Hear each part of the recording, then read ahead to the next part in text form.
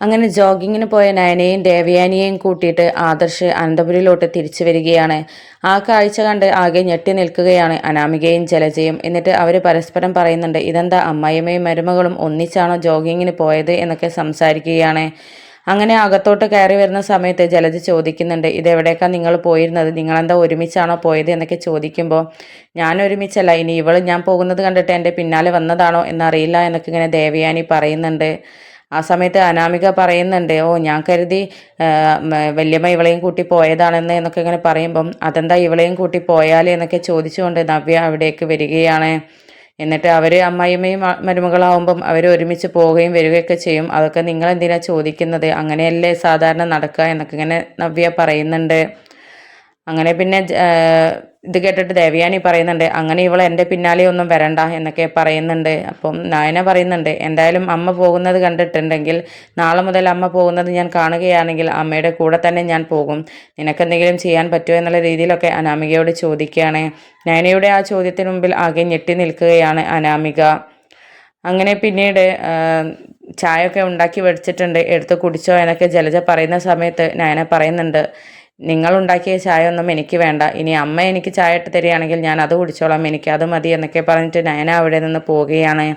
ആ സമയത്ത് ജലജ പറയുന്നുണ്ട്, കേട്ടോ അവൾ പറഞ്ഞത്, അവളുടെ അഹങ്കാരം, ഏട്ടത്തിയെ ഒരു വേലക്കാരിയാക്കാനാണ് അവളുടെ തീരുമാനം, ഞാനിട്ട ചായ അവൾക്ക് വേണ്ട പോലും, നിങ്ങൾ ഇനി വേലക്കാരിയാക്കാനാണ് അവളുടെ വിചാരം എന്നൊക്കെ പറയുന്ന സമയത്ത് നയന പറയുന്നുണ്ട്, ഇനി നന്നായിട്ട് തിളപ്പിക്ക്, അവൾ ആ അർത്ഥത്തിലൊന്നും പറഞ്ഞതല്ല, അമ്മയുടെ ചായ അവൾക്ക് ഇഷ്ടമായതുകൊണ്ട് പറഞ്ഞതാണ് എന്നുള്ള രീതിയിലൊക്കെ നവ്യ മറുപടി കൊടുക്കുകയാണ്. അങ്ങനെ ദേവയാനി പറയുന്നുണ്ട്, ഏതായാലും ഞാനൊന്ന് കുളിച്ച് ഫ്രഷ് ആവട്ടെ, ചായ ഒക്കെ ഉണ്ടാക്കാനുള്ളതല്ലേ എന്നൊക്കെ പറഞ്ഞിട്ട് ദേവയാനിയും അവിടെ നിന്ന് പോവുകയാണ്. ആ സമയത്ത് ജലജ അനാമികയോട് പറയുന്നുണ്ട്, എന്തൊക്കെയോ പൊരുത്തക്കേടുകൾ ഇവിടെ സംഭവിക്കുന്നുണ്ട്, ഇന്നലെ മരുമകൾക്ക് ജലദോഷമാണെന്ന് പറഞ്ഞിട്ട് കഷായമൊക്കെ ഉണ്ടാക്കി അമ്മായിമ്മ കൊണ്ടു കൊടുത്തിട്ടുണ്ട്, ഞാൻ വരുന്നത് കണ്ടപ്പോൾ എന്നെ കണ്ടപ്പോൾ ഒരു പതർച്ചയായിരുന്നു, എന്തൊക്കെയോ പന്തികേടുണ്ട് മോളെ എന്നൊക്കെ പറയുകയാണ് അനാമികയോട്.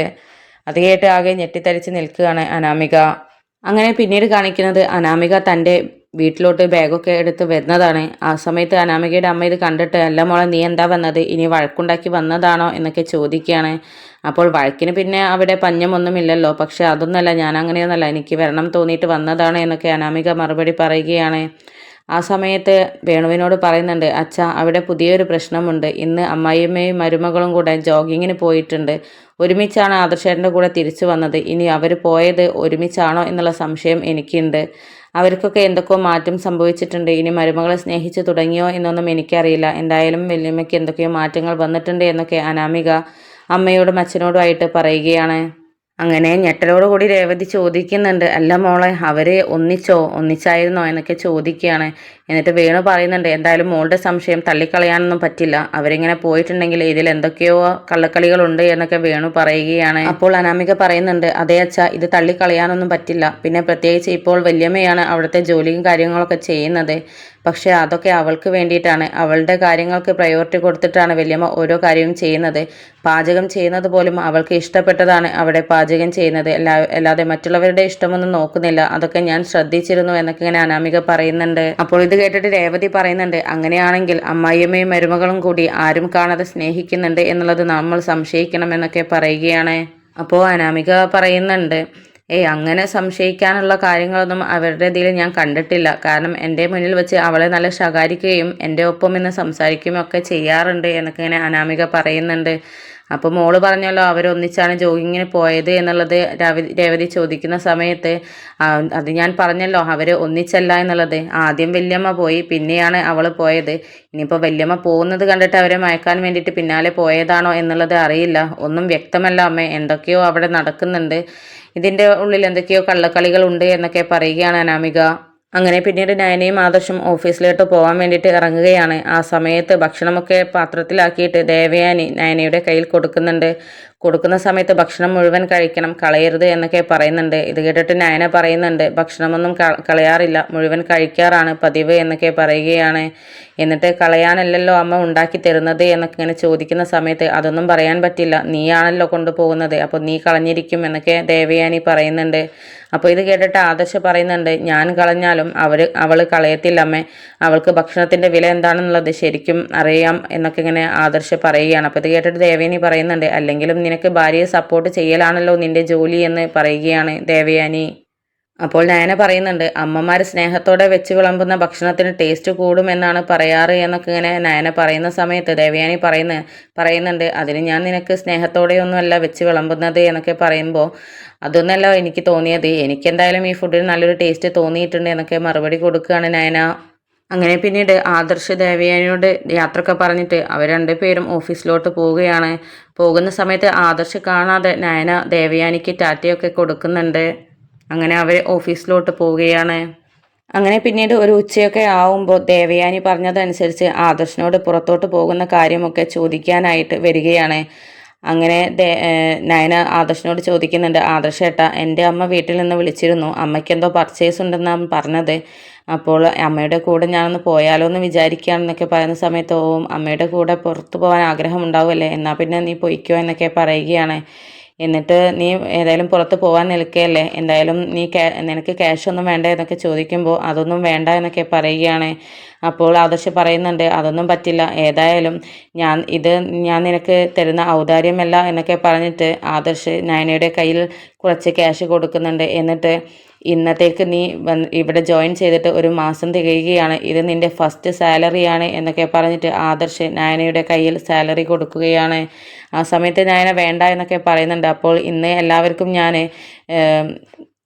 പൈസയൊക്കെ ട്രാൻസ്ഫർ ചെയ്തു, സാലറിയൊക്കെ ട്രാൻസ്ഫർ ചെയ്തു, അതുപോലെ നിനക്കും ഞാൻ മാറ്റി വെച്ചിട്ടുണ്ടായിരുന്നു, പിന്നെ നിൻ്റെത് ഞാൻ നേരിട്ട് കയ്യിൽ തരാമെന്ന് കരുതിയിട്ട് മാറ്റി വെച്ചതാ എന്നൊക്കെ പറഞ്ഞിട്ട് ആദർശ് സാലറി നയനയ്ക്ക് കൊടുക്കുകയാണ്. എന്നിട്ട് ഇന്നിപ്പോൾ നിൻ്റെ അമ്മയെയും അച്ഛയും ഒക്കെ കാണാൻ പോവുകയല്ലേ, അപ്പോൾ അവർക്കും ഒരു സർപ്രൈസ് ആവട്ടെ, അവർക്ക് വേണ്ടതെല്ലാം നീ വാങ്ങിച്ചു കൊടുത്തോ എന്നൊക്കെ പറയുകയാണ് ആദർശ്. അങ്ങനെ പിന്നീട് ആദർശിനോട് യാത്ര പറഞ്ഞിട്ട് നയന നേരെ ദേവയാനിയുടെ അടുത്തോട്ട് വരികയാണ്. അങ്ങനെ ദേവയാനി നയനയെ കാത്തു നിൽക്കുകയായിരുന്നു. നയന വരുന്നത് കണ്ടിട്ട് സന്തോഷത്തോടു കൂടി നിൽക്കുകയാണ് ദേവയാനി. അങ്ങനെ നയന ഇന്നത്തെ ദിവസത്തിൻ്റെ ഒരു പ്രത്യേകതയുണ്ട് എന്നൊക്കെ പറയുമ്പോൾ അതൊക്കെ ഞാൻ നേരത്തെ അറിഞ്ഞു മോളെ, പിന്നെ നിൻ്റെ അടുത്ത് ഞാൻ പറയാതിരുന്നതാണ്, ഇന്നത്തെ സസ്പെൻസ് പൊളിക്കേണ്ടെന്ന് കരുതിയിട്ട്, നിനക്ക് ആദ്യ ശമ്പളം കിട്ടുന്ന ദിവസമാണ് എന്നുള്ളതൊക്കെ ഞാൻ നേരത്തെ അറിഞ്ഞു മോളെ, അതിനെക്കൊണ്ട് കൂടിയാണ് ഇന്ന് ഞാൻ മോളോട് ഇങ്ങോട്ട് വരാൻ പറഞ്ഞത് എന്നൊക്കെ പറയുകയാണ്. അപ്പോൾ പർച്ചേസിന് പോകാനല്ലേ അമ്മ എന്നൊക്കെ ചോദിക്കുമ്പോൾ അതൊന്നല്ല, ഇവിടെ അടുത്ത് ഒരു അമ്പലമുണ്ട്, അവിടെ പോകണം, നിനക്ക് വേണ്ടിയിട്ടൊരു വഴിപാടൊക്കെ കഴിക്കണം എന്നൊക്കെ ഇങ്ങനെ ദേവയാനി പറയുകയാണ്.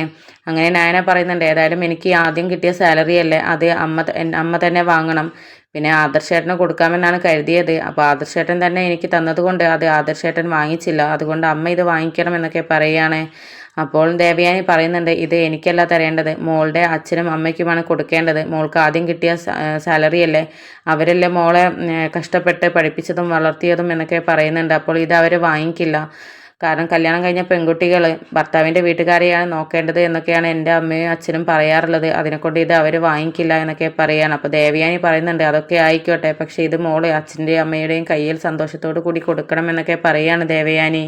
അങ്ങനെ പിന്നീട് അവർ ആ അമ്പലത്തിലോട്ട് പോവുകയാണ്. അമ്പലത്തിലെത്തിയ ഉടനെ തന്നെ നയന പറയുന്നുണ്ട്, ഇങ്ങോട്ടായിരുന്നോ, ഇവിടെ വലിയ ശക്തിയുള്ള ദേവി തന്നെയാണ് ഉള്ളത്, പിന്നെ നമ്മൾ എന്തെങ്കിലും തെറ്റൊക്കെ ചെയ്തിട്ടുണ്ടെങ്കിൽ ഇവിടെ അത് പറഞ്ഞിട്ട് ഏത്തമിട്ടാൽ അതിന് പ്രതിഫലമാണ് ഉള്ളത്, ആ തെറ്റൊക്കെ ഇല്ലാതാവും എന്നൊക്കെ പറയുന്നുണ്ട്.